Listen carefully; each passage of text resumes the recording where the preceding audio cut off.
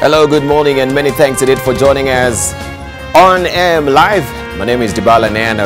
I love you because you've joined us this morning for a very interesting show today. We have our guests already with us in the studio. We have Gerben Agatu, who is the Regional Director of the African Development Bank. Also, we do have with us as well Patrick Obath, who is a board member of the International Chamber of Commerce and also the Vice Chair of KEPSA. We do have with us as well His Excellency, the Governor of Laikipia, Honorable Nderitu Muredi. Gentlemen, good to see you. Good to see you. Welcome to AM Live this morning. A lot of issues that we'll be discussing today, especially on the state of economy, what is happening with tallow oil right now. We know the stalemates. Also, what is happening in the banking sector. In Ethiopia also, right? Ethiopia is rising with a new fresh blood that we have from Abiy, the Prime Minister. Also, we'll take a look at what is happening on that as well. And also Laikipia. Something is happening, of course, this weekend in Laikipia. You want to tell us about it? Just this morning, actually, we are launching the 2018 Statistical Abstract. Yes. Which, as you know, is a snapshot of the state of the economy to December of 2018. A bit novel because it's the first time, or it's the first county to do this. So just now, at 8 o'clock, we'll be here at KICC launching this. All right. Of course, you'll be telling us more about that later in the program as well. Absolutely. Thank you very much. So we have a lot lined up for you today, and that is happening in the market.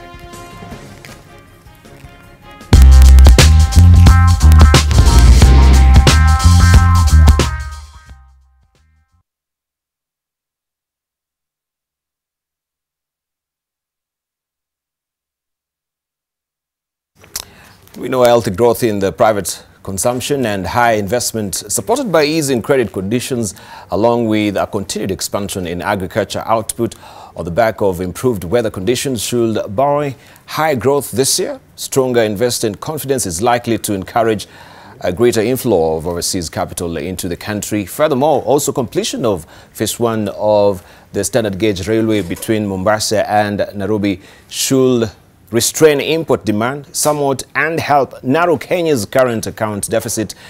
And that's it. The pace of economic expansion could be constrained by the government's fiscal consolidation plans.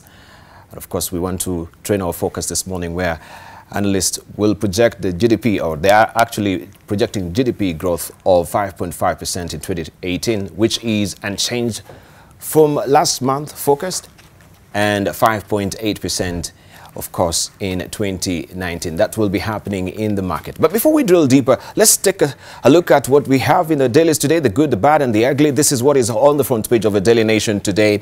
I'm still in the game. That is what Raila is saying. I have the president on speed dial. Raila warns against graft, but steers clear of the Miguna saga. Also, in the clearest indication yet that he is not about to retire from active politics, NASA leader Raila Odinga, while giving a positive assessment of his building bridges initiative with Kenyatta, so far falls short of declaring his candidature for the presidency in 2022, but sounds a warning to those on an early campaign trail. This story continues on page 4 of the Daily Nation today. Fate of boarding schools in your hands.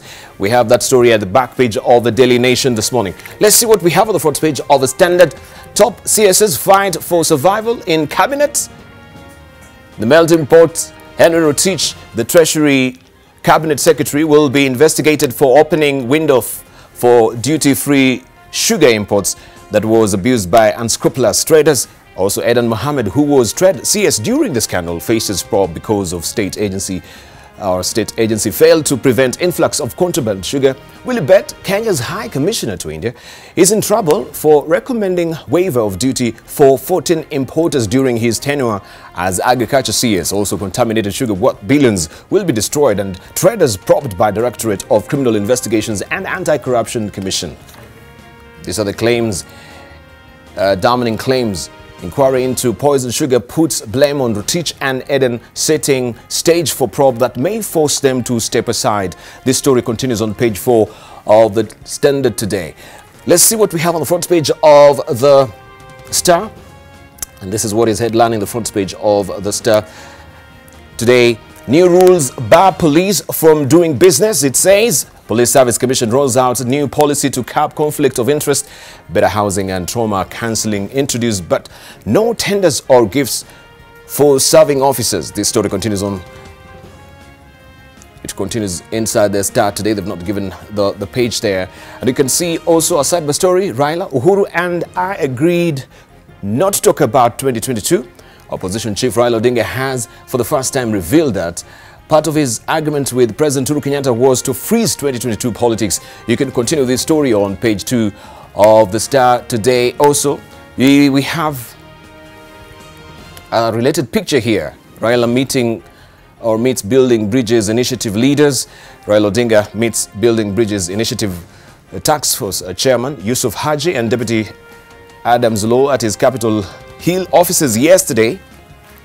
Also, Governor wants Rotich to release their 76.7 billion shillings. USAID reports KWS needs urgent help or it will collapse. Also, son of ex-woman rape, jailed for 24 years for rape in US. We have also sidebar stories here. MPs conclude Rotich Eden are to blame for bad sugar. That is on page 6 of the Star this morning. Let's see what we have on the front page of the People Daily. Rotich Eden indicted over sugar scam. Accountability Joint House team says Treasury Cabinet Secretary should be investigated on why he allowed importation of a contraband commodity in excess and well beyond the window. Also, lapses. Former Trade CS under whose docket Cabs falls. Also in the sport for failing to arrest sale of toxic sweetener containing lead, copper. And you have this story continuing on page 6 of the People Daily this morning. The Business Daily is up next, and this is your splash today. KRA amnesty unlocks 10 billion shillings for small traders. Kenya Revenue Authority has dropped its earlier decision to confiscate and destroy entire consignment of imported goods found packed in containers alongside counterfeits, offering a much needed lifeline to small businesses. This story continues on page 4 of the Business Daily this morning. Anxiety as 11,000 Unilever tea workers face sack is another story on the front page of the Business Daily. A standalone picture here, protest in Harare, and we can see a supporter of Zimbabwe's opposition MDC alliance rolls out a barrel in front of a fire yesterday as protests erupted over alleged fraud in the country's election.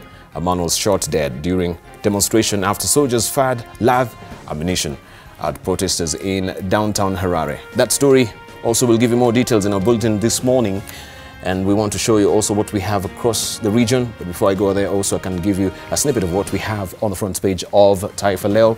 Kwa nini simpendi Ruto is a splash.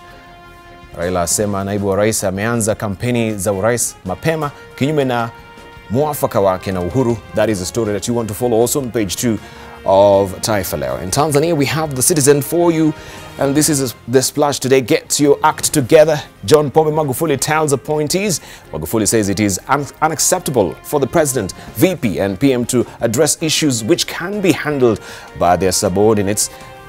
That story you want to also follow it on page 2 of the Citizen in Tanzania. Will start making profit in the next 2 years. That is what Tazara is saying. Petrol, diesel prices fall, but kerosene now costs more, and reveal the true extent of kidney disease. That is the story on page 2 also of the Citizen in Tanzania. Still there, we have also Mwananchi, and this is the splash. John Pombe Magufuli atoa maagizo mazito kwa MARC. You can follow that story on page 4 of Mwananchi. Still in Tanzania. In Uganda, the Daily Monitor is holding this particular splash for you. Leaders, civil servants to declare cash at home as IGG rolls out new rules to fight corruption. This story continues on page 4 of the Daily Monitor in Uganda.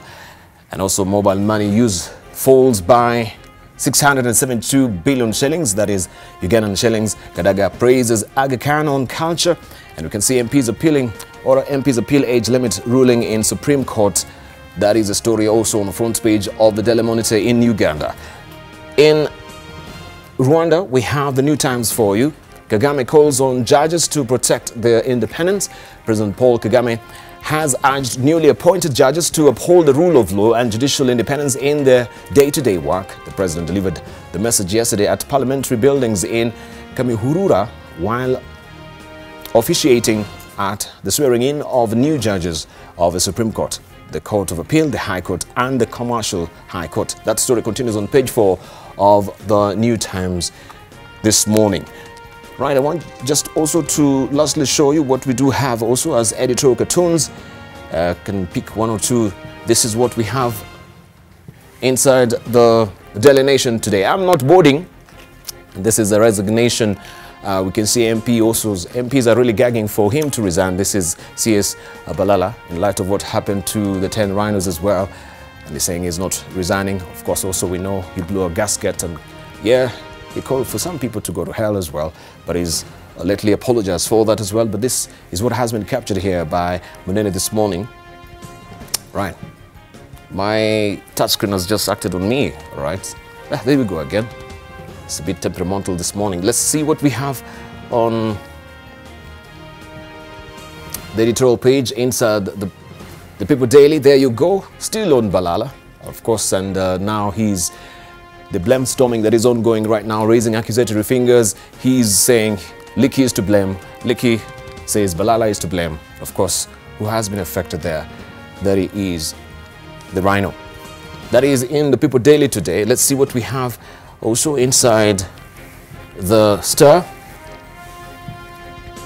Right, drawing a blank there a bit, but I can try and lift it up for you quickly to see what is also in the Star. There you go. And this is what is happening in Burundi, of course, not really in Burundi, but in Congo.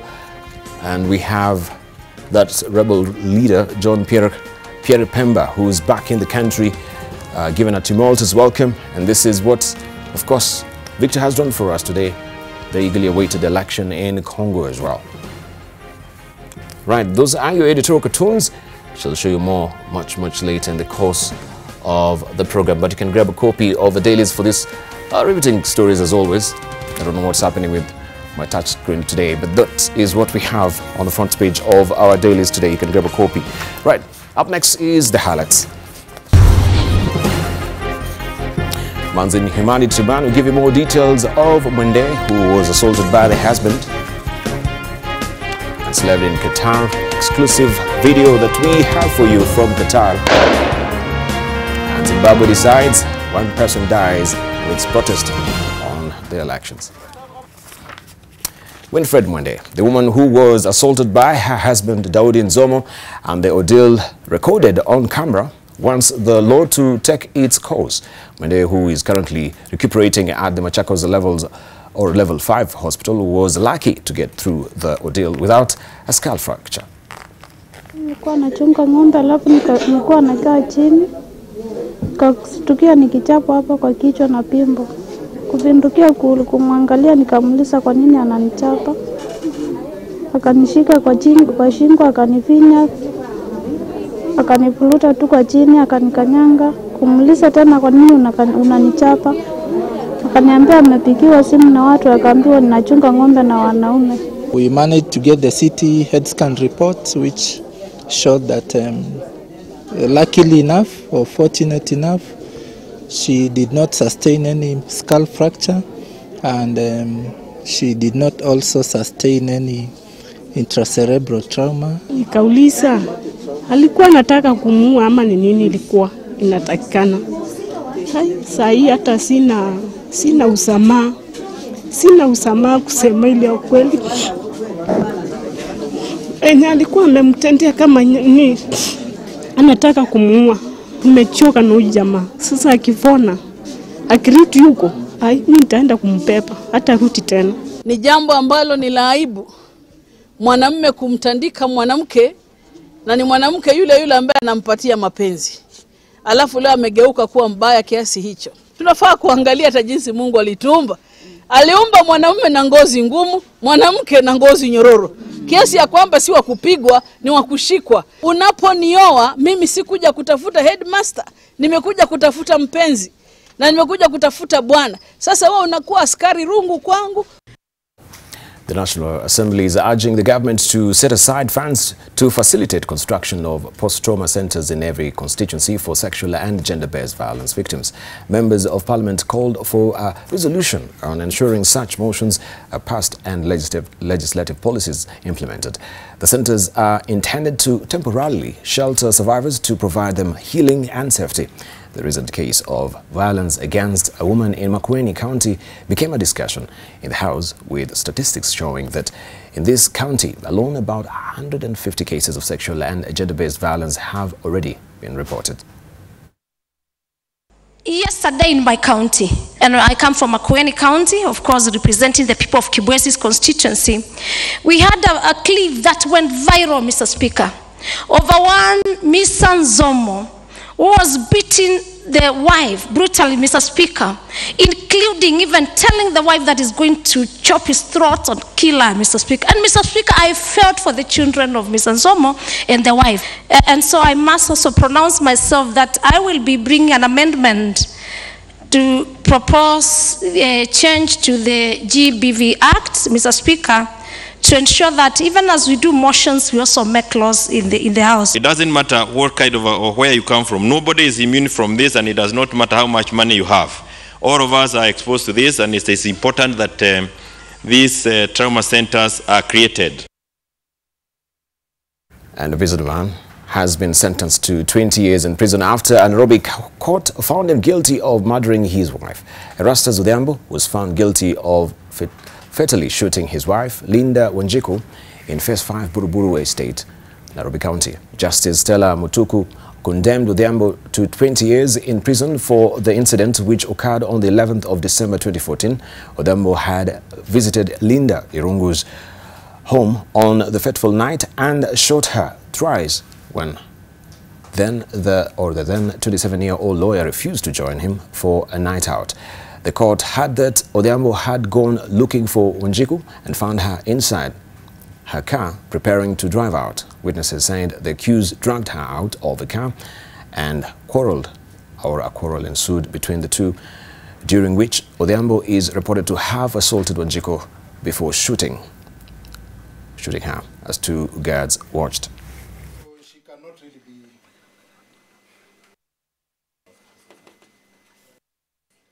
And more than 80 Kenyans living in deplorable conditions in Qatar after their quest for better jobs failed have called on the Kenyan government to help them or bring them back.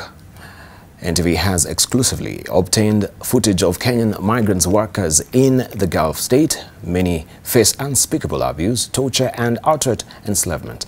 And as NTV's Rose Wangoi reports, several families in Mombasa County also want the government to repatriate their loved ones back home after a company they worked for terminated their contracts. The search for a better life in the Gulf has exposed Kenyans to inhumane conditions at the hands of would-be benefactors. NTV has obtained footage of Kenyans living in deplorable conditions in Qatar. The group of 82, including ladies, traveled to the Gulf searching for jobs that they can't get locally. The clips were sent to NTV Newsroom by Kenyan migrants who do manual jobs like housekeeping and caretaker work. The distraught workers claim they're being mistreated by their employer. Some traveled to Qatar in 2015, while others have been working since 2013. Apart from their passports being confiscated and being overworked, the migrants also claim that their employer has been withholding their salaries. They also live in cramped and overcrowded rooms. We have no food, we don't have anything. We get our money so that we can go home. This is not our country. We have our rights. We are the rights of human. We are labor. And with the situation, several families in Mombasa County whose members are trapped in Qatar have also called on the Kenyan government to intervene and repatriate their loved ones back home after a company they worked for terminated their contracts. Ruth Obimbo claims her brother Douglas Jack, who left the country in 2013, has been unable to return back home for lack of transport. Wako na mwaka mitatu saizi.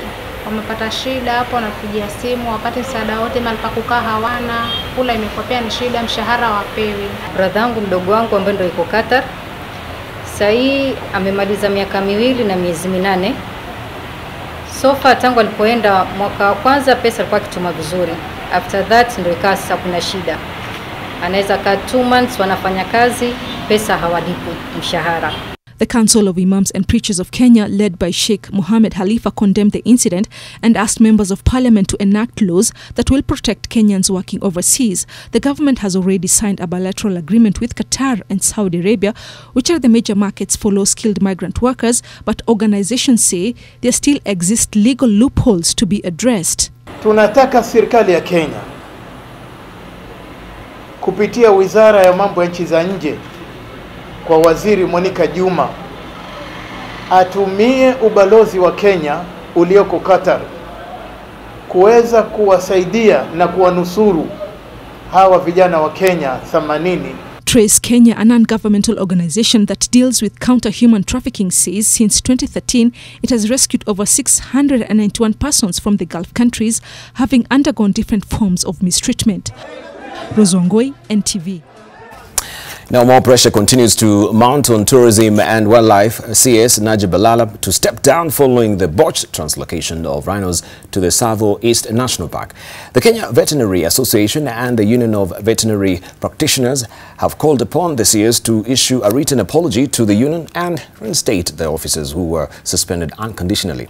And discussing the matter in the Senate, senators accused the CS of arrogance in dealing with the matter.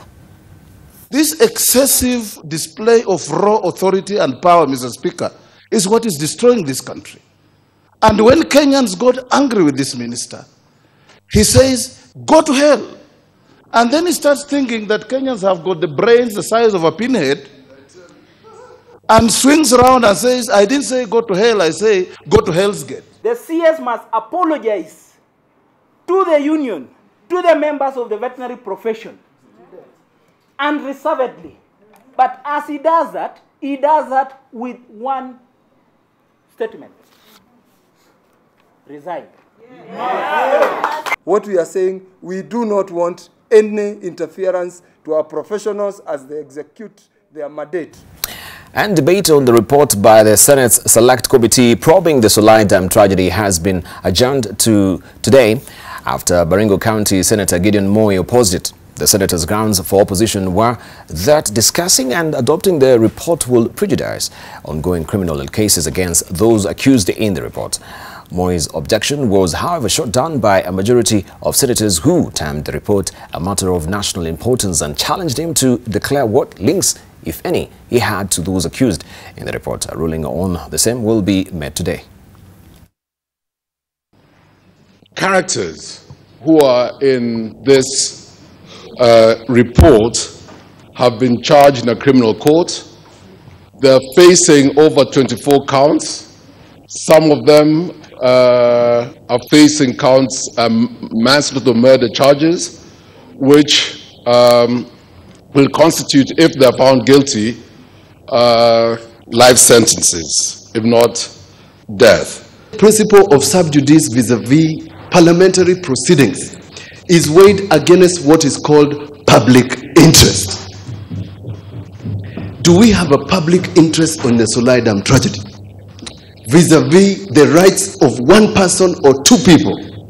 Mr. Speaker, I beg that you rule that in a matter of public interest, notwithstanding that the fact that Senator Gideon Moi has not produced any evidence before you complying with the standing order, first dismiss that sub judice argument. We want it to be clearly on the record from Senator Gideon Moi that Mr. Mansuk or his lawyers are not known to him. He has not had any discussions with him. And that he has no it will go down very badly for this house to be portrayed out there that through very whimsical reasons we are stifling debate on a matter that not just Kenyans, but Kenyans of the lowest level of our society, who are caught in their bedrooms and swept off like you sweep animals lying in a lager. Let's buckle down to some business where an online platform that will enable small-scale traders, especially those in the informal sector, to showcase their products on the international markets has been launched. The platform, dubbed Chirowa, seeks to bring millions of SMEs and one roof, since many of them lack access to the bigger markets, thereby limiting their potential to maximize profits. The online market will allow the users to compare prices of different commodities, thereby enabling them to make right decisions while selling or buying goods. Currently, we have over 7 million small and medium enterprises in the country, Kenya. Those are the ones that are registered with the registrar of businesses. But we have many more, around the same number, that are not registered. And we are very confident that we can be able to get all these businesses under our platform.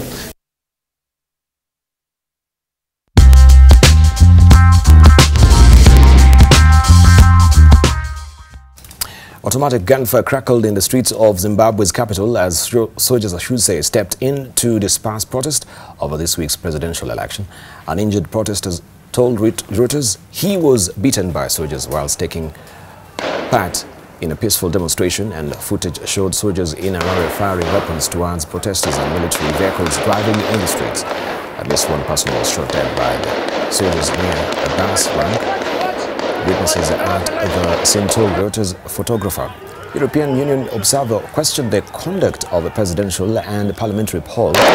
Zimbabwe's first since Robert Mugabe was forced to resign following a de facto coup in November after nearly 40 years in power. Zimbabwe's Justice Minister Ziyambi said the army was deployed on the streets of Harare on Wednesday to disperse a violent crowd and to restore peace and tranquility.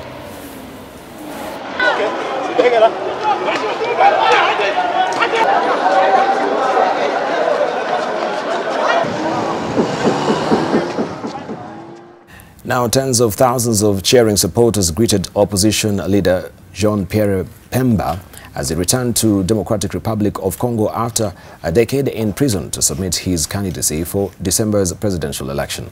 After touching down aboard a private jet at Kinshasa's Njili Airport, Bemba, dressed in a dark suit and a red tie, shook hands with family members and officials from his MLC party before getting into a white SUV to drive towards the city center.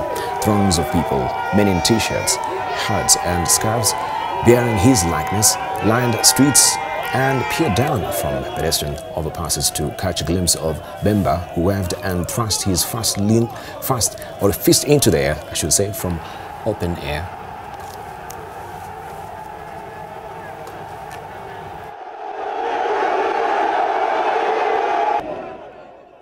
South Africa's ruling African National Congress will push ahead with the plans to amend the constitution to allow for the expropriation of land without compensation. President Cyril Ramaphosa said this on Tuesday, a move likely to unnerve investors. South African citizens expressed positive thoughts on the announcement, saying that the land expropriation without compensation, if managed properly, is something that South Africans as a whole are looking for. The ANC had said in May it will test the argument that land redistribution without compensation is permitted under current laws, a plan that would have avoided the risky strategy of trying to change the constitution. The proposal was first adopted in December by the party. Most land remains in white hands, making it a potent symbol of lingering inequalities 25 years on from the end of apartheid. Since white minority rule ended in 1994, the ANC has followed a willing seller, willing buyer model whereby the government buys white-owned firms for redistribution to blacks. Progress has been slow.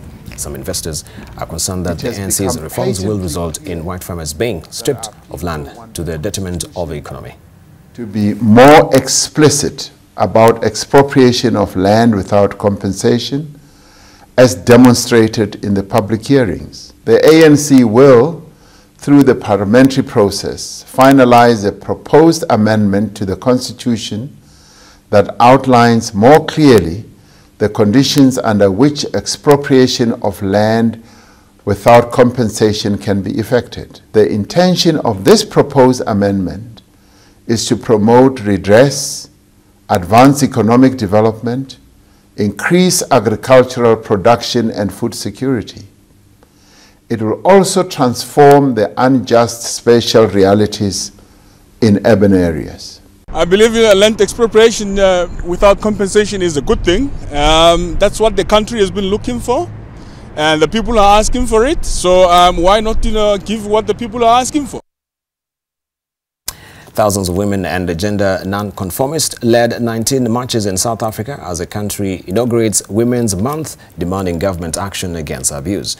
The Intersectional Women's March Against Gender-Based Violence is part of a wider movement known as Total Shutdown Movement, which is seeking to change the country's policies regarding violence against women. Organizers of the march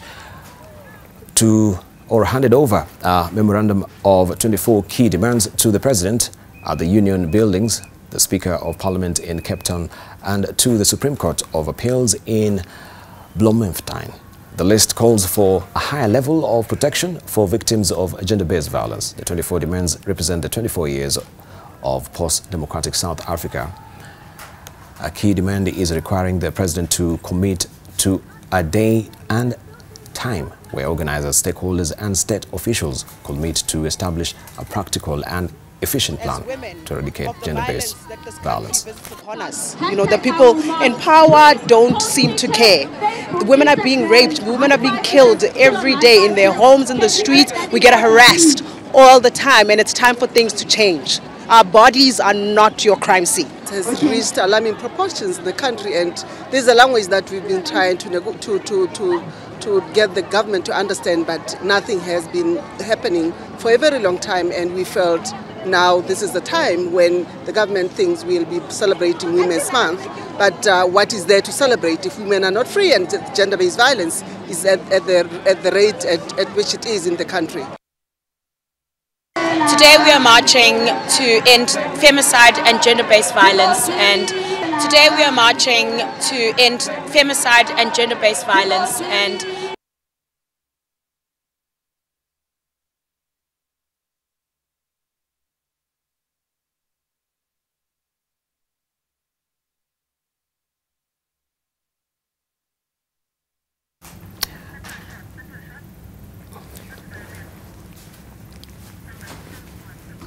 Right, we want to buckle down with the panelists this morning to discuss a raft of issues as far as the state of economy is concerned today.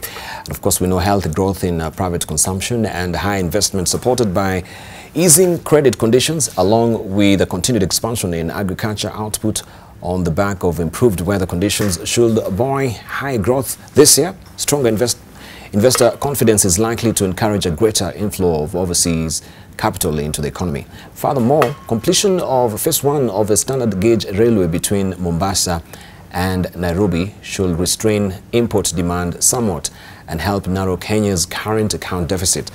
That said, the pace of economic expansion could be strained or constrained by the government's fiscal consolidation plans.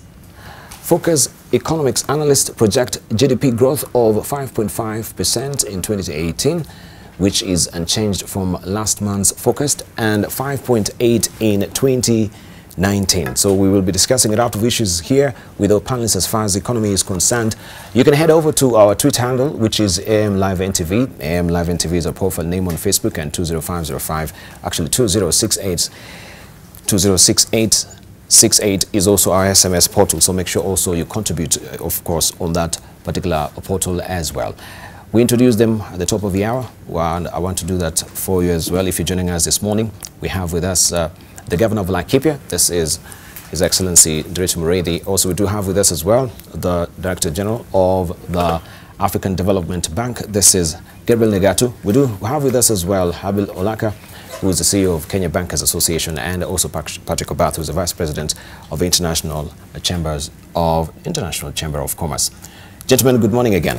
Good morning. Good morning. Right, fantastic. Maybe just to cast an overview of how the economy has been, of course, faring on since we had the handshake, and since also we had a lot of things really happening in the country as far as new development is happening also within the region, which is also adversely affecting us as well. Maybe to just get a general overview before we drill deeper into a discussion, we'll begin to just give us as a segue, your sentiments on how the economy is faring from your own perspective. We can begin with you, Patrick Obath. I think the handshake was an important thing in the political in the politics of Kenya. Yes. And since then, I think tempers have cooled down. A lot more confidence in the region, and we are seeing people taking an interest in the country. You're also seeing a lot more activity within the various private sector areas. So by and large, I think it's positive, and so long as we continue with the positive outcomes of the handshake, I think that growth that this country is capable of having will begin to show its head. So yes, very positive. It's very positive. Right, the handshake also from the banking sector. How has the banking sector been affected positively, negatively? I think when you look at the current scenario, we need to also look at where we're coming from. 2017 was a particularly difficult year for the country. Yes. You know, in the beginning, there was a drought that affected our agricultural output. There was the extended elections. There was also the environment in which you're operating at that point in time, which was the interest capping. That generally affected the potential for the economy to grow. Yes. Come 2018, and we are seeing most of that now being, part of it being addressed. Like, for example, we had some very good rains this year. So the agricultural output is bound to be much more improved. Of course, there's the handshake. So, the political problems we had seems to be right behind us. And there's a clear way forward in terms of the Big Four agenda by the government.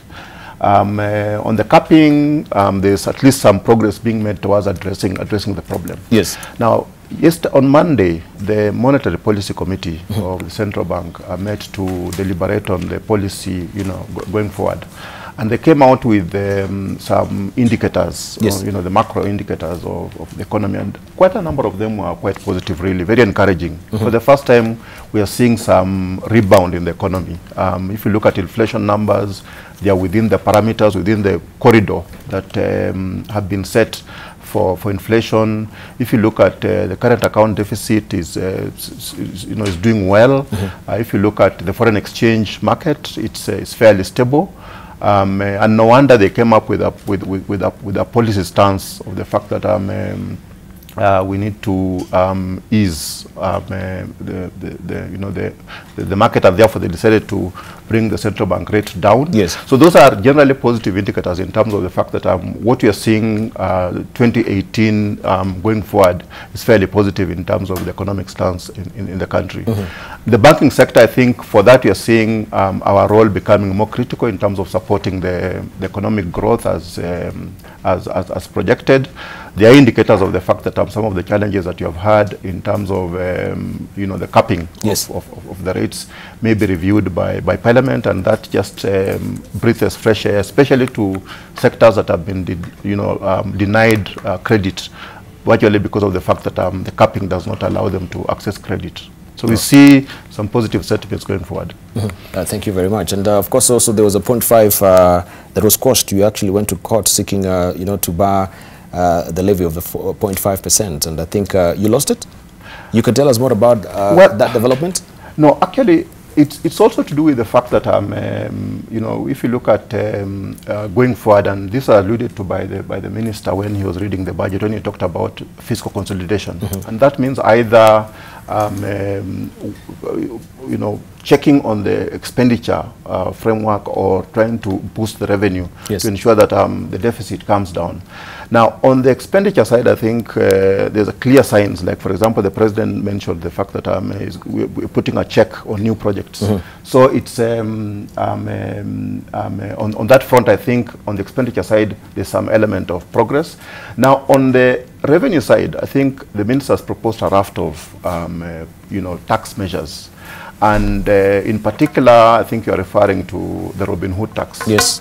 A number of these tax measures may have some negative repercussions on the economy, and in particular this Robin Hood tax. And that's why, as a banking sector, we're particularly very concerned, partly because it was introduced without giving us ample notice.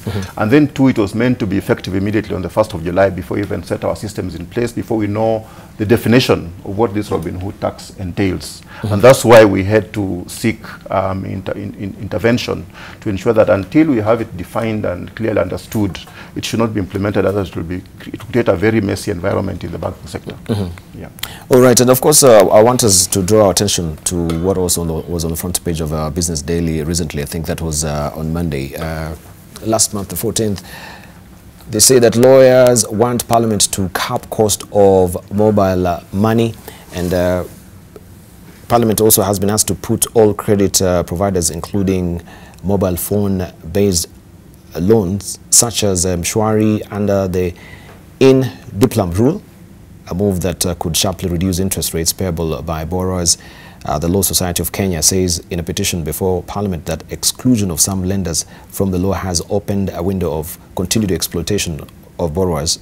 And the society wants the change to come through amendment of the Consumer Protection Act to make the in-Diplam applicable to all credit providers and credit agreements, notwithstanding the nature of parties of the agreement. You are aware about this as well, because I think also the banking sector is largely, or when we talk about Mshwari, and the way people now are taking advantage of the mobile money to scheme from people as well.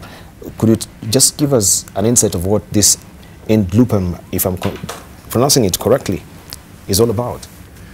Yeah, basically, the in-Diplam rule is a rule that is brought in to ensure that there is no abuse on borrowers, and that's how it works. Is like this: you have been repaying a loan at the point of default. The accrued interest and charges at the point of default cannot be more than what was outstanding at the time when you defaulted. Yes. So it means that if I was paying a loan, for example, if I had a loan of 2 million shillings, and at the point when I default, it was repaid up to 1.5 million shillings, the balance outstanding. From that point in time, all the accruals, charges, and fees cannot accumulate to a point of being more than 1.5. Yes. So once it reaches 1.5, you then cap it there. And any additional accruals and charges will not be levied on the customer. And that's how it works. Now, the issue here was the fact that it's now they're trying to bring it to apply to the mobile lending, and the mobile lending in Kenya has just exploded, partly because of the fact that with the capping law in place, where banks are constrained in terms of whom they can lend to, there's now a lot of room. So the innovation in the sector, and given that mobile technology has really picked up in Kenya, a number of providers are leveraging on the mobile technology to be able to provide the service. And so we see a number of lenders mushrooming up and leveraging on the technology to be able to lend. But of course, with that, there is also the prevalence of abuse, where the charges that are being levied on these loans are quite predatory. And so parliamentarians are right in terms of the fact that they want to bring in order. And I think their target is mainly to ensure that even though the banking sector is well controlled and managed, the other lenders who are coming to the credit market and abusing the market should also be brought under some level of control. And so they want to bring in a law that would expand and bring those who are abusing it into the fold. Yeah. Right. Let's say from Gabriel Nagato, good morning. Good to see you. Your general overview about how the economy has been faring on, not only here in the country, but regionally as well. Thank you, Debalan. Good to be here. I think I share the sentiment of my colleagues. The economy in Kenya in general is doing well, and the ripple effect of that is, of course, the region seems to be moving along quite well. Of course, this is a function of several things, and one being just a global trend, where the U.S. recently reported GDP growth of over 4%. I mean, large economies like that don't grow at that level. So when you hear that, then the economy globally is turning. But then economics is all about confidence, and Kenyans clearly now seem to have confidence that this handshake has turned things around. The politics is settling down. The government is much more focused. The focus on the big four, the president's commitment to focus on consolidation rather than new projects and so on. All of this is giving confidence to Kenyans that indeed the economy is turning. You can see the growth in remittances, again, another indicator of confidence. I think Kenya recorded one of the highest remittance rates recently. And then what's happening regionally? Peace is breaking out between Ethiopia and Eritrea, Eritrea and Somalia. South Sudan is teetering on the verge of peace. So all of this is beginning to have the optimism and that one needs start investing. And government, of course, particularly in Kenya, has started releasing the budget, the new budget. So there is liquidity that's greasing the elbow, as it were, of the economy in Kenya. But the ripple effect of Kenya around the region, of course, is not to be underestimated. So overall, I think this is a very positive period. Growth of 5.5 or so is very realistic, if not even higher. The IMF has been here this week. There's some discussion going on just to make sure that Kenya has the facilities that it needs in case it needs it. I think our governor has made it very clear that the reserves are quite high, over 5 months of import. So all the fundamental indicators seem to be pointing in the right direction. So plus the confidence that you see across the country, I'm very bullish on the state of the economy. Mm-hmm. All right, maybe you could also comment about the capping on mobile loans costs as well, with stimulating that particular sector, which is open also to abuse as well. Do you think this is a good a salutary move that the government is pushing for? Well, in principle, it's always better to let the market regulate these things than government stepping in. However, and this is a big however, when you do have the potential for abuse, as was pointed out, then it does make sense for the government to step in to ensure there's no abuse and so on. But when you have Big Brother stepping in, there's always room for distortion. So I do worry when government overtakes the market and starts setting caps and minimums and floors and ceilings and so on. So I hope this will be a short-lived intervention that will set that send the message, set the trend, but then government will remove the cap and will go back to market regulating these lendings. Patrick Obath, this capping? I agree with my colleagues. The key thing here is that if there's a responsible operators who operate under a set of rules that do not exploit wananchi, then they should be led to actually operate properly. And if you look at all the lenders who have come onto the market, where do you go for recourse at the moment? Because a lot of them are not within any organization that has a responsibility to sort of discipline those members.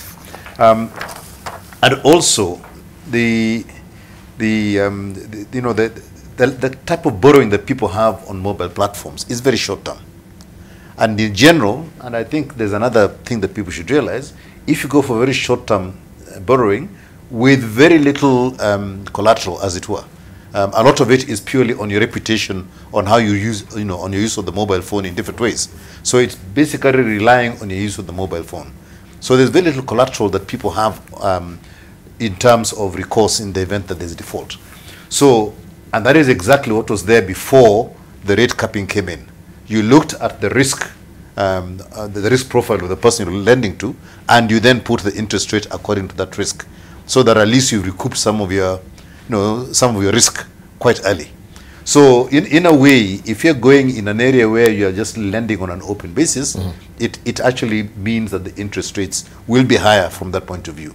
I think the key thing here, and I think this is a discussion that has been taking place, is that people should build a credible profile within the Credit Reference Bureau.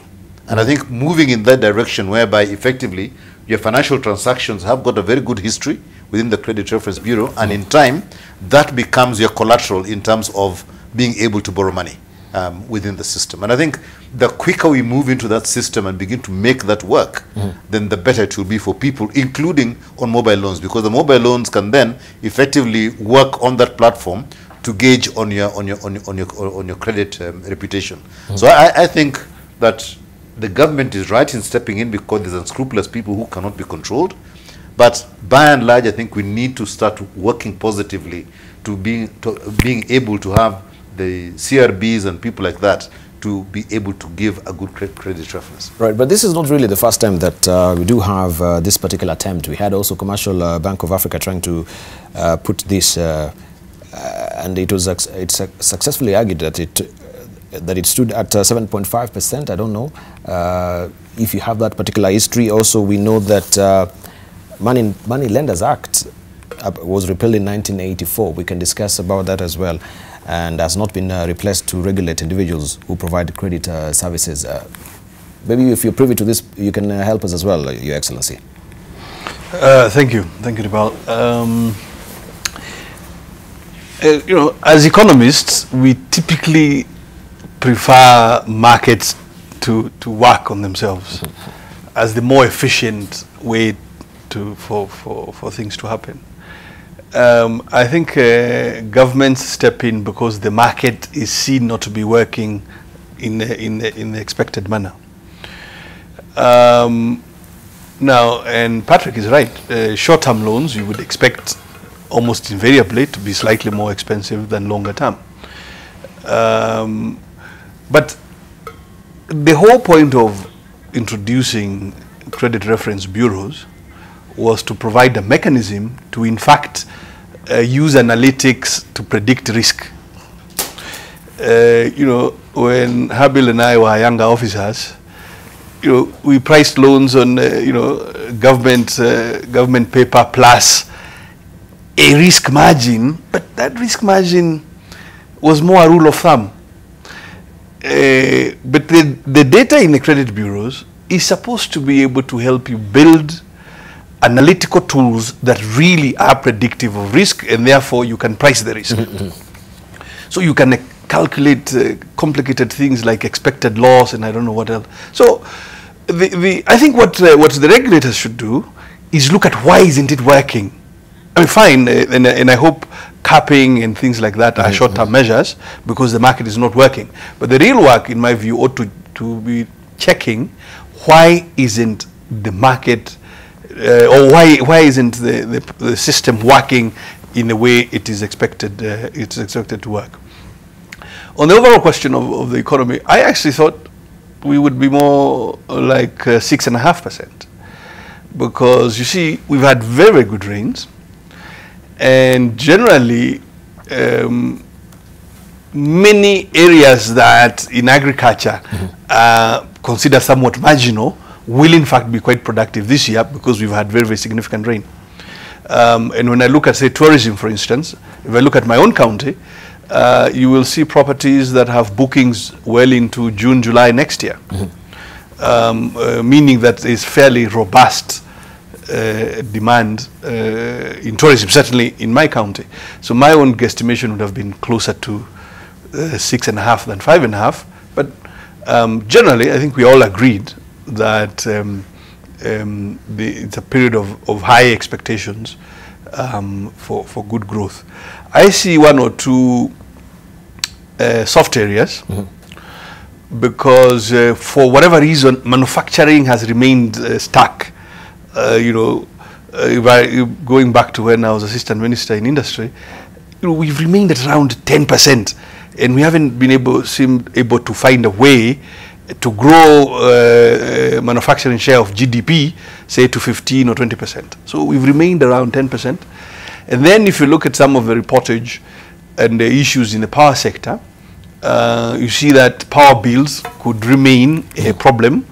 Yet, in fact, it's not clear why, given that there is increased generation capacity is one would have expected to see really significant drops. So I think that power bills and remain a fairly soft area.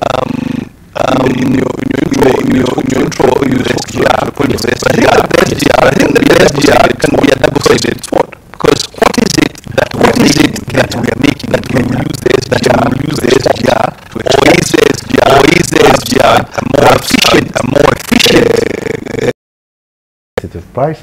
But definitely the extension to Naivasha and so on is part of the industrialization strategy. So this is a railway not for tomorrow, but for the next 100 years. Yeah. So and I think one of the points you've raised about the cost of things coming in is one of the issues that manufacturers have in terms of the cost of inputs.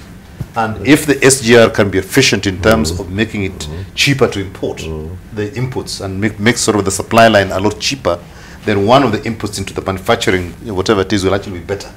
So I think whilst it is a double-edged sword, and at the moment we are sitting looking at a high volume of imports because of the inefficiencies we have, if we get that right and the cost of inputs begin to go down, then we are going to see the cost of goods produced in Kenya at least beginning to come down a little bit. But I think the biggest issue, as you talked about, is the issue of power. That is a big one.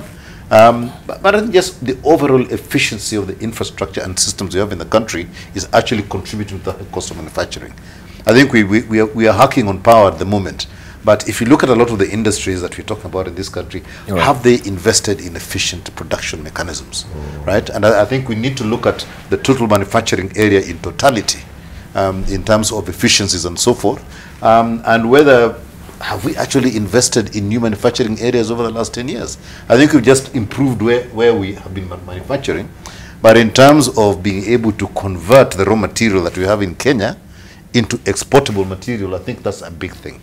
Agriculture has been up and down because we are still, we are still relying on rain-fed agriculture. So inputs, people investing in that area are very cautious in terms of being able to put big money in that area. And you find there's maybe 1 or 2 organizations in the country that have invested in that area and they're not getting any more. And for counties, for example, who is investing in counties in manufacturing so that counties can become centers of production? Very few people. Right. And I think that really is where we need to sort of begin to see people divesting from Nairobi and going into the counties to manufacture. Then we're going to see manufacturing growing. But at the moment, in terms of getting raw materials in and out, getting getting power even to the counties and power that is reliable. I don't know what it is like in your county, but getting reliable power in the counties is a big issue. Nairobi is getting better.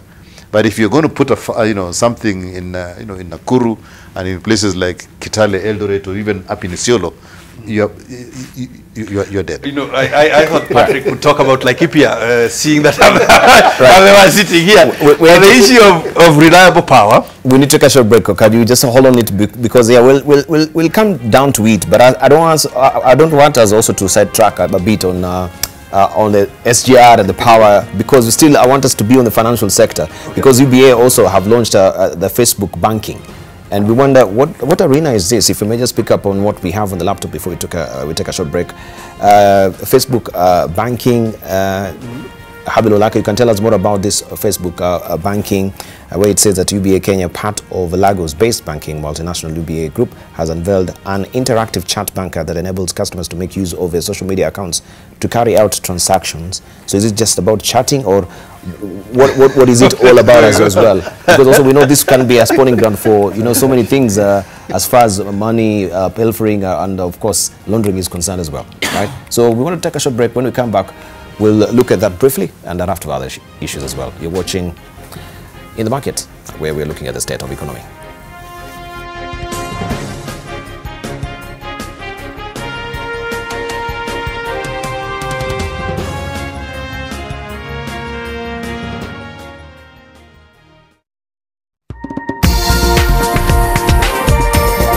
This is NTV.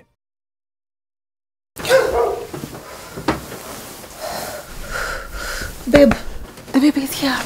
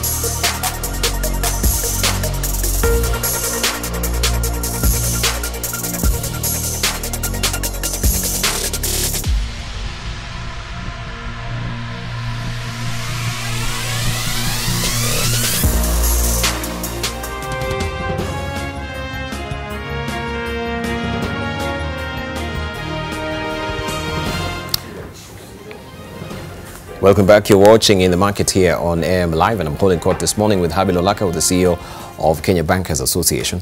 Also, I'm holding court with me this morning. This is Director General of the African Development Bank, Gabriel Nagatu. Also, we do have with us Patrick Obath, who's the Vice President of International Chamber of Commerce, also the Vice President of KEPSA. We do have with us as well the Governor of Laikipia.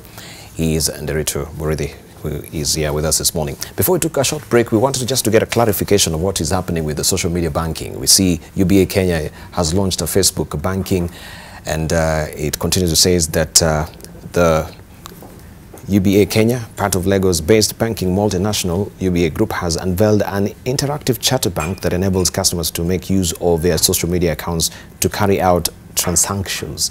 So what we don't get clear is the transactions bit. We know about the chatting. Maybe we can make it more limpid for us. How is that working? For me also, it really goes way over my head.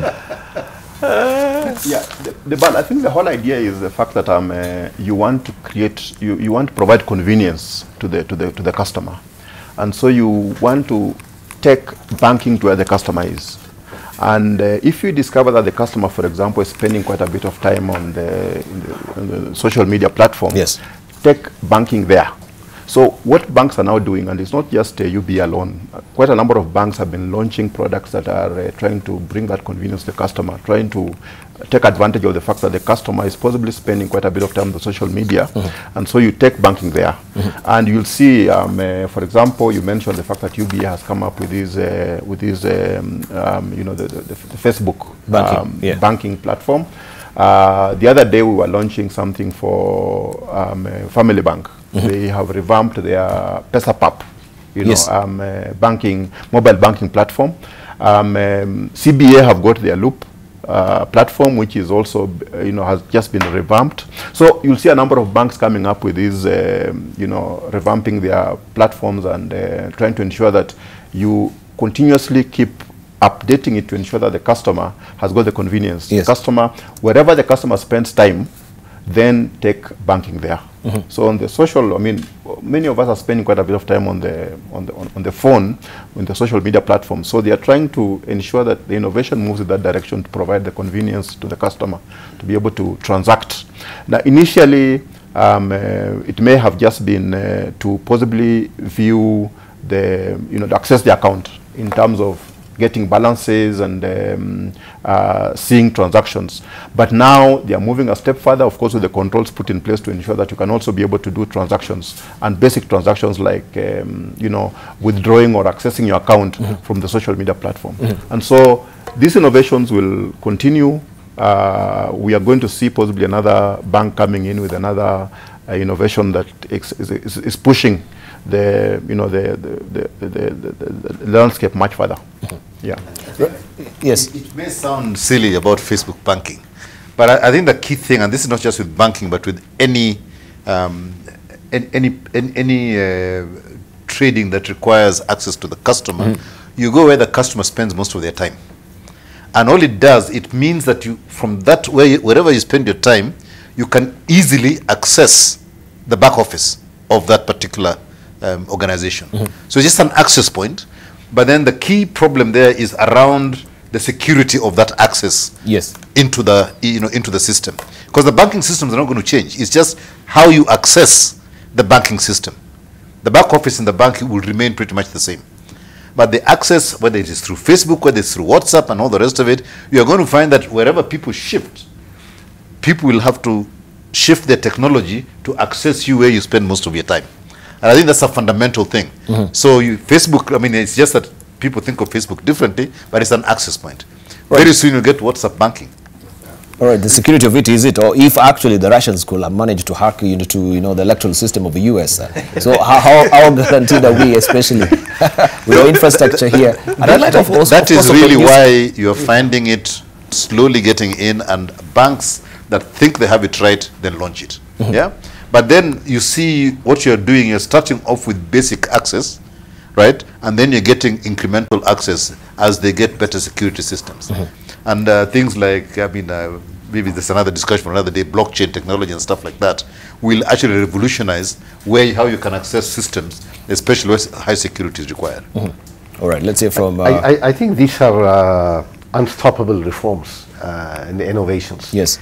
The banking sector, we're just beginning to see the tip of it. There will be many more innovations coming out. What we need to focus on and worry about a bit is, will the security and the other regulations catch up? That is truly where the big pushback might come, because particularly the regulators, if they are not keeping up with this, some big event like someone hacking someone's account, or as you say, if the Russians can hack the US thing, then it's quite possible it could happen here, and there's probably going to be a pushback. So I think, Habil, where you need to focus your team and advise the government is, we need to stay in front of this curve. It's inevitable, it's unstoppable, it's going to happen, and leave the innovation to the banks. Leave it to them to find a way to reach the client in whatever form and way he wants or she wants.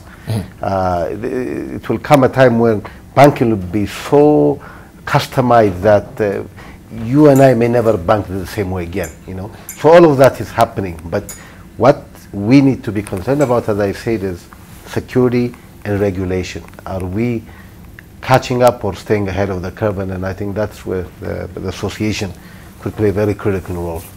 Yeah, so what sort of measures do we have so far in terms of security? And aren't you also under threat with mortar and brick banking right now? Tapering off, and now the social media really picking up. It's a new type of mortar and brick. Softer mortar and brick. And I think that's the future. Yes. As the consumer, as you push the front towards providing convenience to the consumer, you want to move faster. You want to have the consumer really having the best of it. I think these innovations will be inevitable. And as Gabriel mentioned, I think one of the things that you need to be completely conscious of is the fact that as you move this frontier, of course, security becomes a major issue.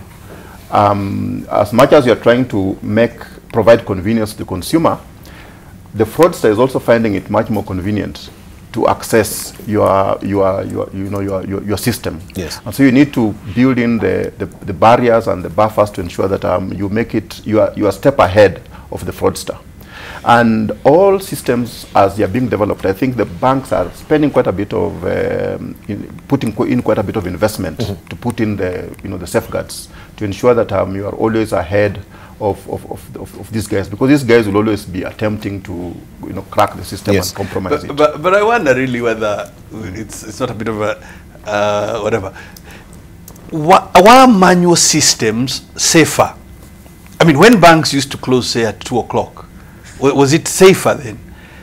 Is brick and mortar?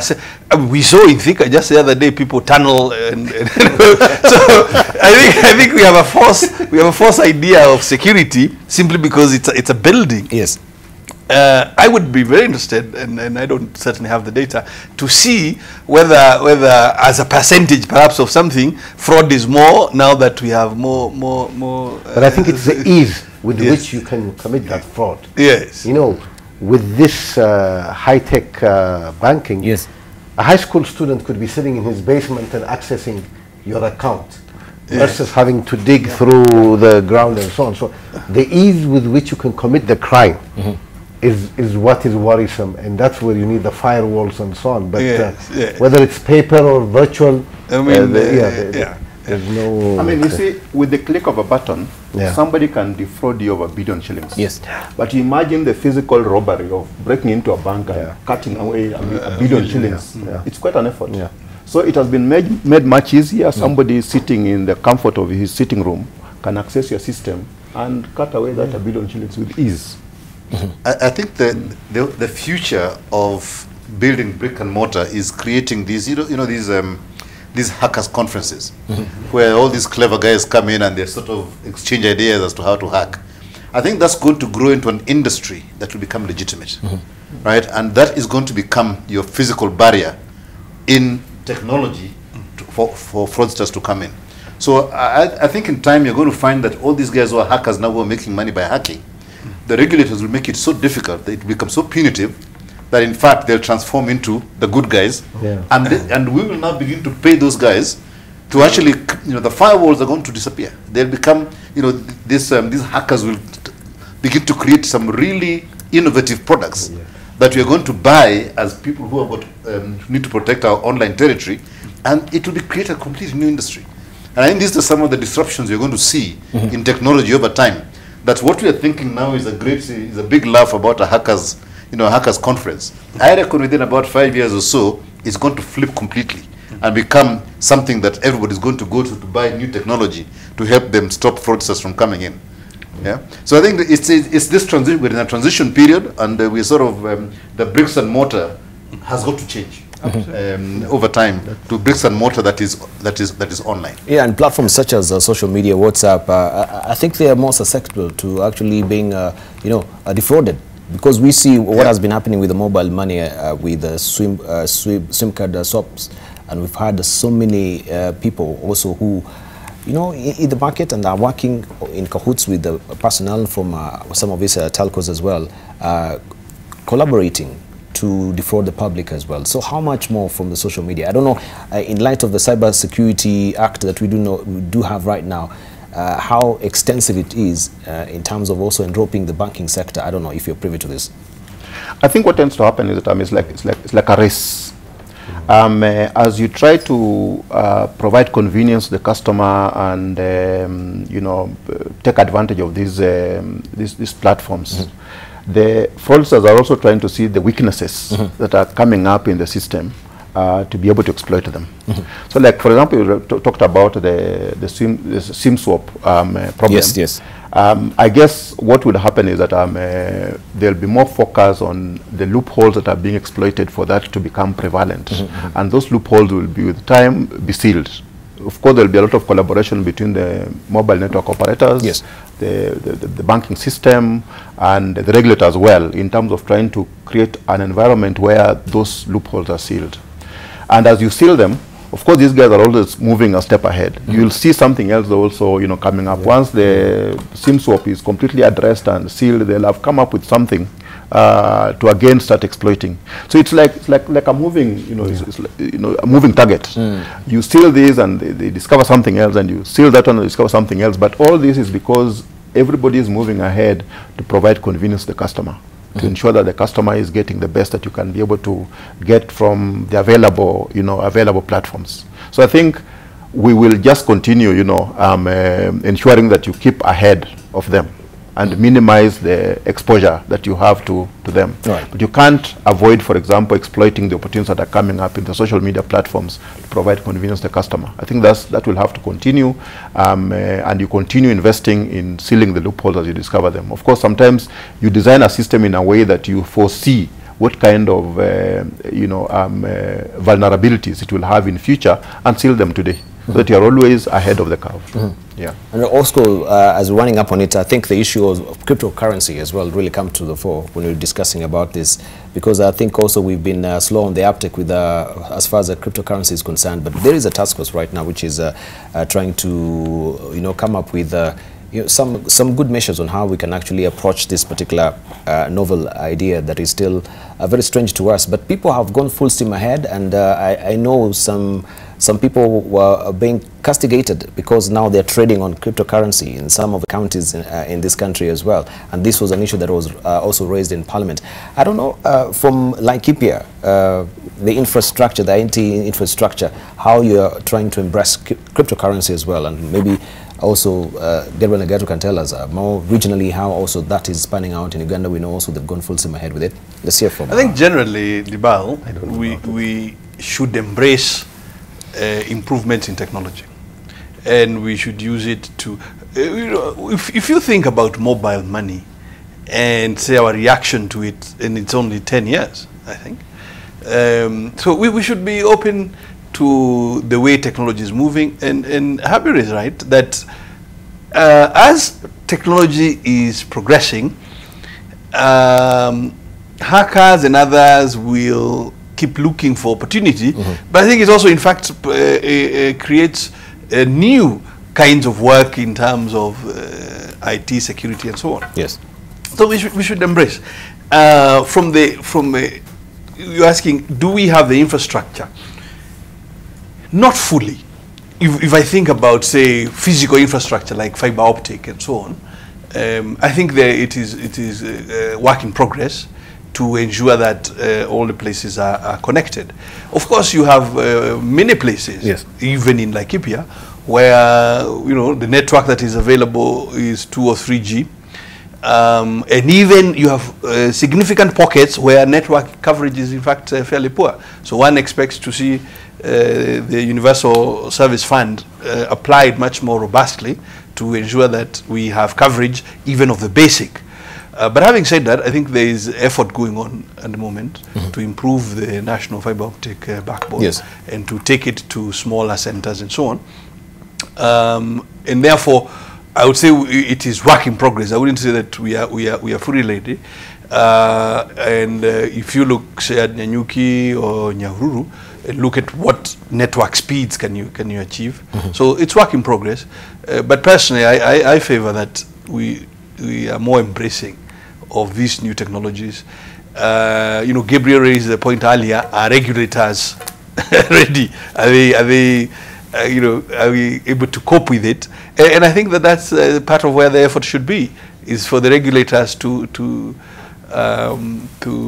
up their game, so that they don't slow down the speed of change, but they are ready to regulate so that change does not, is well managed. All right, thank you. Unless you have...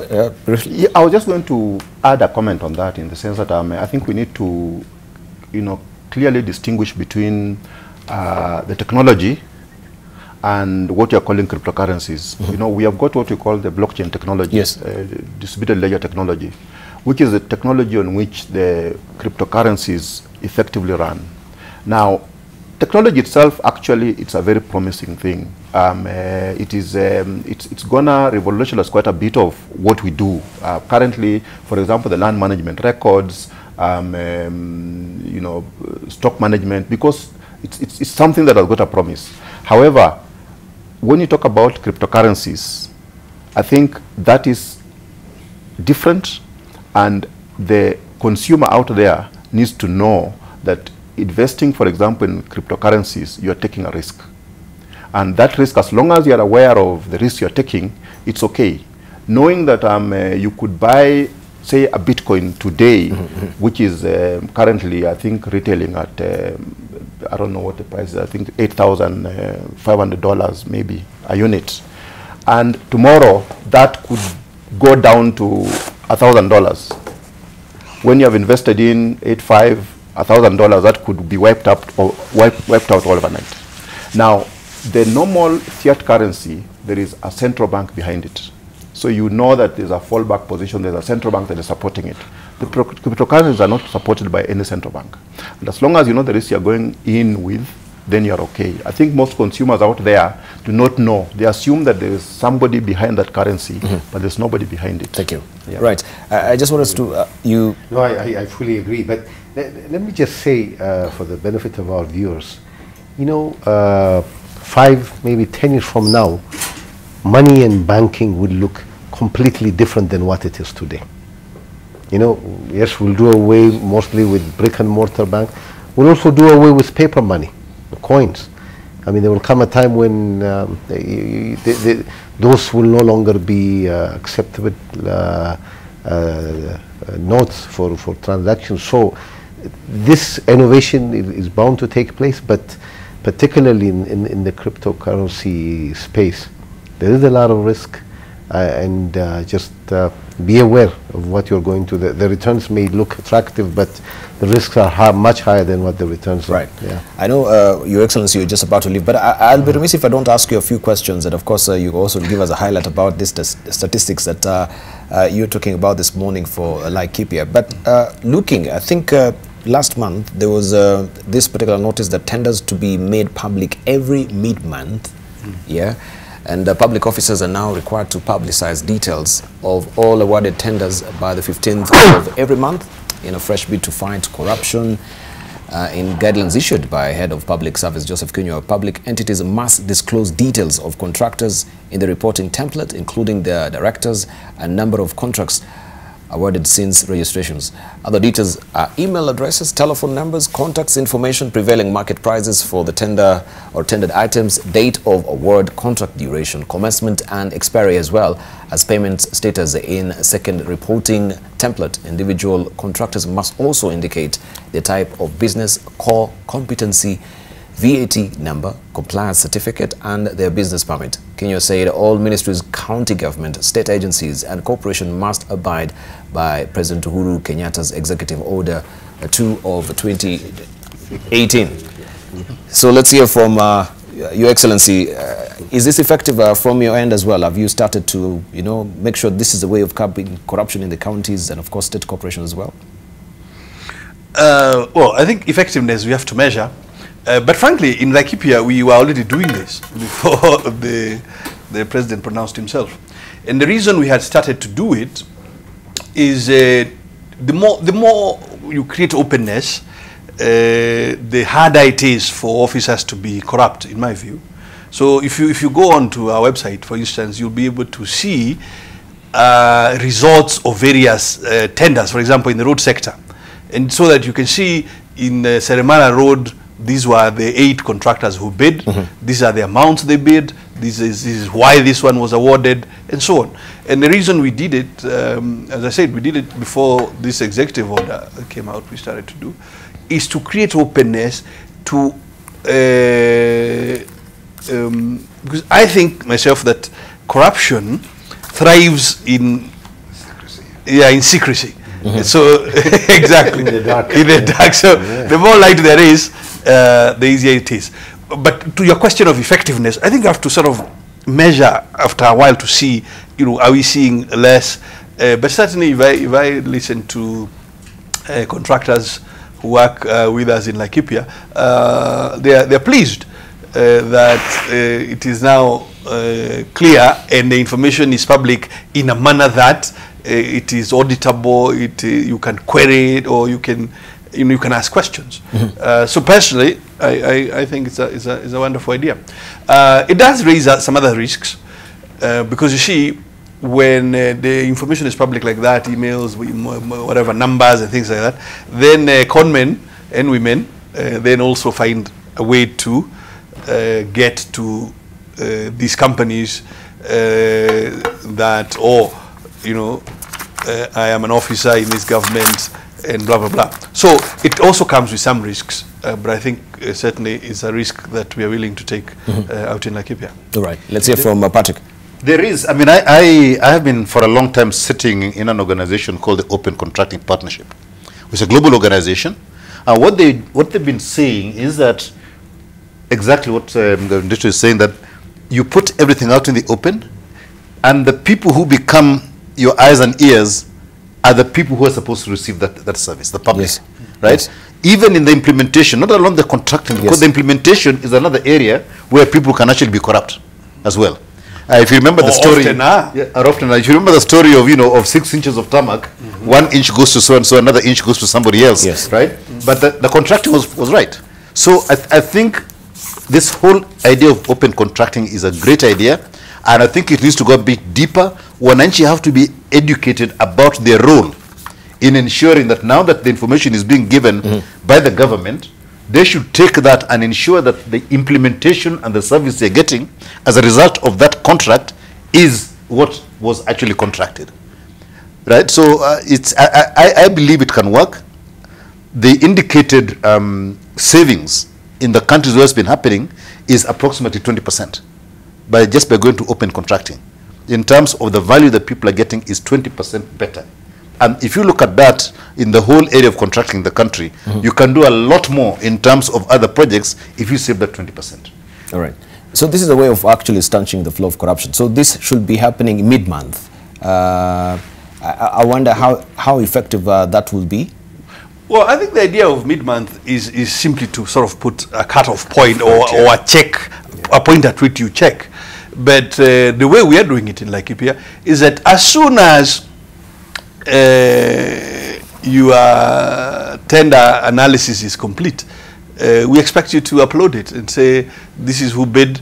In fact, we've gone further ourselves because, you know, in government, you will find there are thousands of small bits of procurement, 2 million, 3 million, 3.5 million, like this. And these are done on request for, for quotation. Now, what we've done is to create a system where there is an auditable register of quotations. So we can tell to whom or from whom do you request these quotations and who do you usually award them to. And the reason we've done so, as I said, because there are thousands and thousands of fairly small size procurements, but then it is just amongst friends, you know. Or in fact, it's done amongst the one fellow who has 3 companies that bring the, you know, so 3 quotations, but it is the same. It's the same person. It's the same person. So what we have done is create an auditable process. So yes, you request for quotations, because after all, when you are procuring, say, 3 million, the cost of procurement itself comes into play. I mean, if you advertise, it's 500,000 shillings, so it doesn't work. So request for quotations, but you must maintain an auditable register of quotations, which we then check periodically to see, you know, are you actually procuring in the correct manner. I think the overall point, Dibal, is to create systems that make procurement more transparent, make procurement more open and auditable, so that we can process. And I personally, my interpretation of this no big projects question or directive that the president issued the other day has to do with exactly the same point, that a lot of the procurement has been happening in the manner of fairly sort of private treaty, you see. So even where contracting entities advertise, they say, oh, EPC plus F, it's amongst fairly, and then they will proceed to commercial contract, and therefore a loan from Exim Bank of one country or another without a lot of scrutiny. And I think that it's an excellent idea to ensure that even that process is itself more open, and that we ensure, in fact, we get proper value. Right. Maybe also you can bring up, unless you have to say something. For me, we need to look at this in its broader context. This is a president serving notice that contractors, procurement officers, be warned, we're shining the light on you. And of course, this is where majority of the corruption takes place. If you close that tap and then do a similar thing on the implementation, then I think this country will have turned the corner on public sector corruption. All right. Your Excellency, I think, yes, we have this Laikipia County Statistical Abstract 2018. Just bring us up to speed with what it is all about, if you may just pick it up, so that we can actually also show it to our viewers. Okay. I mean, first of all, let me say, statistical abstract is not a new thing. I mean, as a country, we produce it all the time. The reason there's a little bit of discussion about this is because it is very current and is a county doing it. Now, why do we do it? A statistical abstract is simply a set of, a snapshot of what the economy looks like at a particular point in time. So it's a large book of maybe 200 pages of data in agriculture, livestock, in fisheries, in forestry, population, and so on. And this data is current to December, to 6 months ago, so to December 2017. Yes. And it is very important for use by planners, for use by business people, for use by every actor in the economy. This, if you are doing business, if you live, if you work in Laikipia, you want to have a look at this. It gives you all sorts of data on all sorts of things. If you want to know the average prices of ducks or eggs, like you will find it there. If you had to find what is population of livestock in like Ipia beef and dairy and so on. If you want to find what is ecological, all of that kind of data, you will find it in this statistical abstract, and we are going to launch it in just a few minutes. All right. Thank you. And of course, at this point, then we'll have to release you then because you have to go to cases. Really do appreciate, but you can briefly comment on what also is at the bottom of the star as well, that governors are seeking. We just pick up the touchscreen and we see what governors are seeking. This is a particular amount. Rotich Shu released 76.6 billion shillings. So you still have a cash crunch in the counties as far as you're concerned? In fact, I think generally the whole system is a cash crunch and happens every July because the changeover of financial year is a bit not as seamless in my view or as immediate as it should be. So there is the effect of the financial year changeover, that is one. There is also there were delays in release of the final tranches of equitable share to the counties, and this is what this article or this story is referring to, the release of that last tranche. Of course, it also creates some other issues, like this question of pending bills, but so it's compounded by two or three things. The changeover in IFMIS at the end of the financial year. There were some delays in the release of the cash flow. And obviously then for counties, you'll find that quite a number of counties perhaps will be late in many payments, including salary, including all kinds of payments. And they'll be late for several weeks for July. All right, thank you very much. So we have to release you. Thank you for coming through. Right, we want to actually also go to Ethiopia, where we know that Ethiopia has said it will open its state-run telecoms monopoly and state-owned Ethiopian Airlines to private, domestic and foreign investment, a major policy shift that will loosen the state's grip on the economy.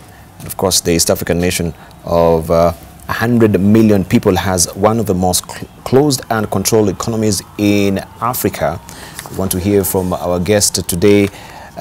Since the inauguration of Abiy Mohammed as a prime minister, what does this really entail for the region as well? And they've been also making inroads in Sudan, and of course we know they're happy medium with Eritrea as well. This has also brought a new, fresh breath of air in Ethiopia. What does it portend for the region as far as the economy is concerned? We want to hear also from Gabriel Nagatu himself to tell us more about this new development. And of course, we know ERDF coalition has been in power since 1991 and has long supported deep state involvement in the economy. But this was a complete surprise for many, business people in Ethiopia. And when we talk about deep state involvement in the economy, what do we really mean? This is actually the clammy fingers of the government, percolating within every sphere of economy in Ethiopia. Let's just open the discussion for all of us. Thank you, Deba. Let me kick off with some thoughts. What you are seeing happening in Ethiopia is the unleashing of what hitherto had been a very much state-controlled economy. The coming of the new prime minister he's a very visionary, very bold, decisive leader who has very clear vision of how to unleash the potential that's been bottled up in the country, and clearly he has taken steps in the first 100 days that were unimaginable, and it has as a result created a lot of euphoria and enthusiasm. To start off with, he has managed to implement this policy of peaceful neighborhood. So he has reached out to Eritrea, 20 years of no war, no peace, stalemate, went there, invited the president of Eritrea. The two brotherly countries are now back on track, and business and politics is moving on. He's been to Somalia, he's been to South Sudan. Of course, he's been to Kenya, one of the early countries he visited. The whole message there is that we are one as a region, we are a big economic force, so let us bury the hatchet on past political grievances and work together. And I think the reception has been very positive, very enthusiastic support. When he visited Kenya, he alluded to possibly doing a lot more cooperation with Kenya and so on. On the back of this comes the decision on the economy. And he basically says, look, we have to unleash the private sector. There's too much painted up capacity in the public sector, and he identified 4 of the major corporations, the airlines, the utilities, the shipping line, and the telecom, and said, we'll partially privatize this. Now, the vision here is not only to get a fresh injection of new money, but also to improve the standard of performance. If you take Ethiopian Telecom, anyone who's been to Addis in recent years can tell you how difficult it is to get a network thing. So the idea is, yes, you do get a little bit of an injection, but you bring in a partner, a global operator who can bring in 5G and new networks and access and bring down the price. So he's also trying to do that with Ethiopian Airlines and so on. What he has done is he's building economic ownership by the public. He has said international partners as well as domestic Ethiopians to buy shares. So they get a sense of ownership of some of these companies. In Kenya, you take that for granted. Yeah, I own share in Safaricom and KQ because there's a secondary market where you can trade these things. In Ethiopia, you don't have those things yet. But I can assure you, all of this is coming. What the Prime Minister has said is, there's no sacred cow. We'll put everything on the table and look at them one by one. So I expect the financial sector, the insurance part of the financial sector, to begin to open up, but open up gradually.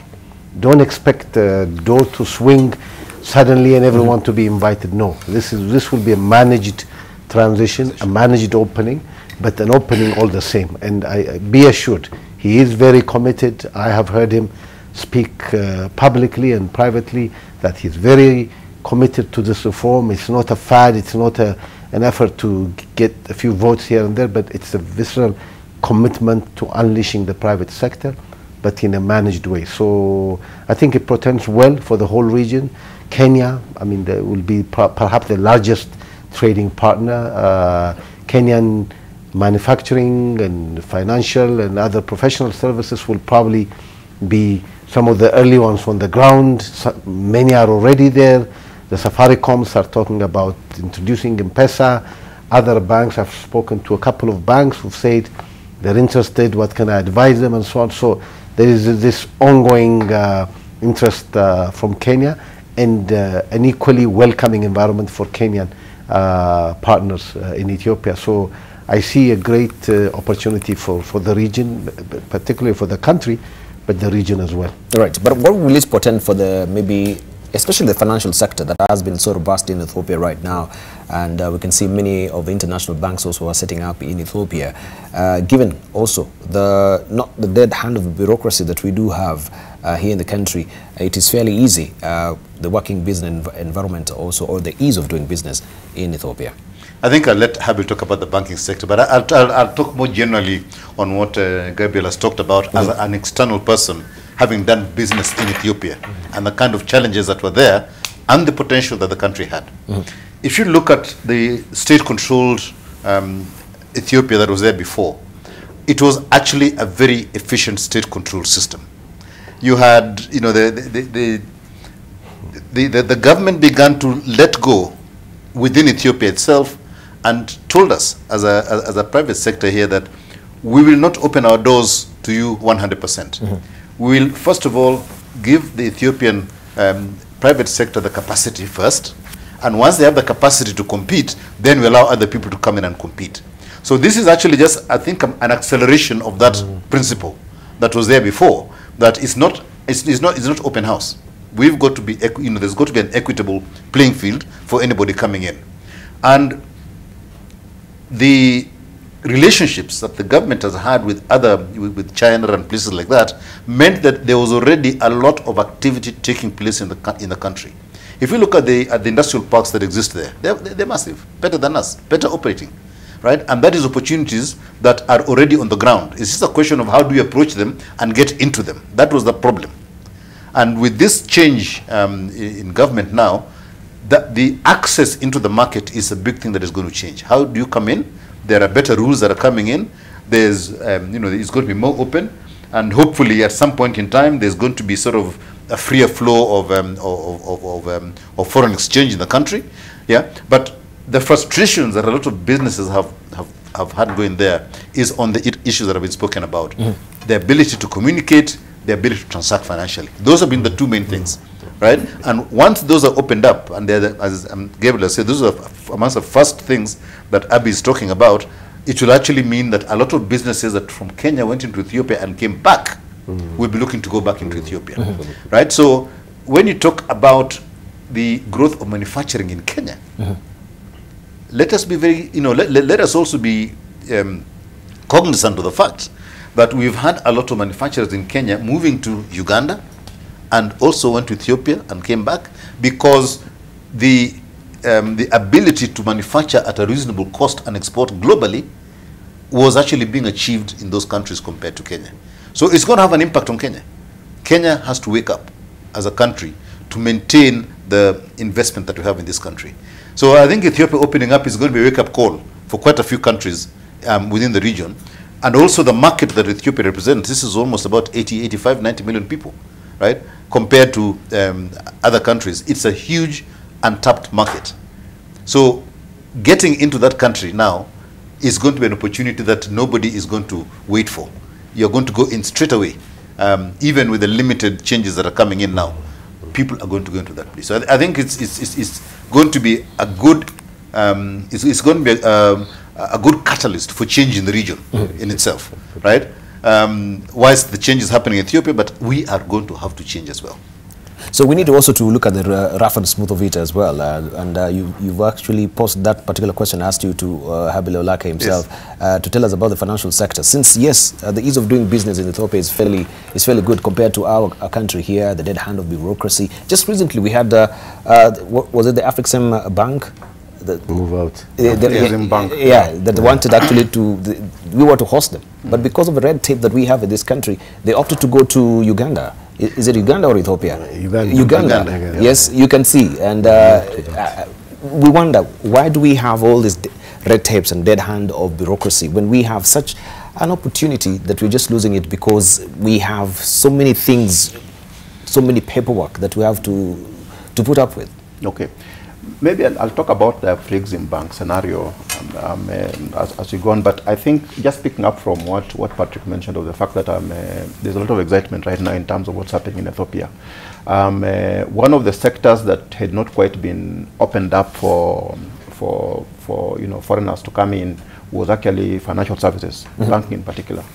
You remember there was quite a bit of excitement at the time when there was the initial opening up, and there was quite a bit of excitement from the Kenyan banking sector in terms of trying to see opportunities. Because if you look at Ethiopia, the country size itself is almost double Kenya's, and the population is also double Kenya's. Kenya is about almost approaching 50 million. Ethiopia is almost 100 million now in terms of population. So the opportunities are quite immense there. If you look at Kenya, the kind of progress that we made in terms of financial inclusion, and most of it attributable to mobile money. In Kenya, if you look at the FinAccess survey report, from 2006 to 2016, there's some significant improvement in terms of our financial inclusion. And what you're seeing in Ethiopia is a similar kind of progress in terms of financial inclusion if this mobile money and, of course, leveraging on it, the mobile banking, gets into Ethiopia and exploits the potential that there is. And what I'm seeing right now is, as Gabriel mentioned, telecom is opening up. Safaricom, for example, is looking at opportunities there. Kenya's progress in financial inclusion was actually a story that is sitting on M-Pesa as a product. Now you get something like that unleashed in Ethiopia. I think the progress is enormous. The opportunities are just enormous. Banking will then leverage on that, and with the innovative products coming in terms of mobile banking, I think the potential is just unbelievable. Now, a number of things that have worked in Kenya, for example, agency banking. Agency banking is an innovation that has taken Kenya's progress on financial inclusion quite far. Now, partnering with Ethiopian banks, for example, and trying to infuse that kind of a model in the market, you can see the potential as just enormous. So I think what you're seeing is that with the opening up and with the Kenyan banks taking advantage of that opportunity, I think we see the Ethiopian economy just picking up and going up. Now, coming back to the issue mentioned about Afrexim Bank, you see, a number of these multilateral development banks have got some, privileges that they get, and some of them are diplomatic privileges. And it's not just unique to most of this, including, for example, the Africa Development Bank have got some specific diplomatic privileges that they are given. Now, I think